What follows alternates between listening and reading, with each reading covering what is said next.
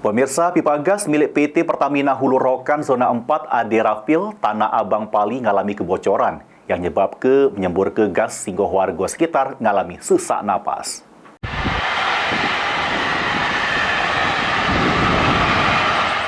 Pipa gas milik PT Pertamina Hulu Rokan Zona 4 Aderafil di Desa Curup, Kecamatan Tanah Abang, Kabupaten Pali, mengalami kebocoran dari hari Selasa kemarin sampai Mei ini.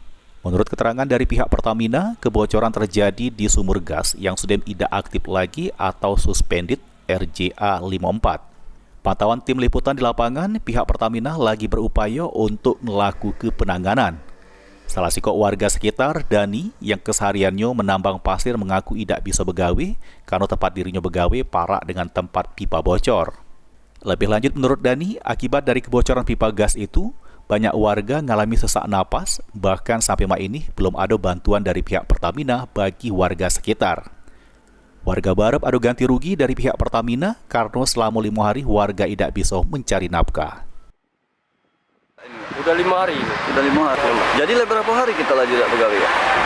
Lah, sampai sekarang udah 5 hari kan. Udah 5 hari sejak gas itu bocor ya? Iya.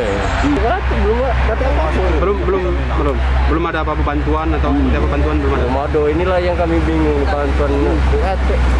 Infonya kalau setiap malam itu warga itu merasa sesak karena asap gas itu. Iya, sesak. Merasa terganggu. Anggi Perkasa, PAL TV.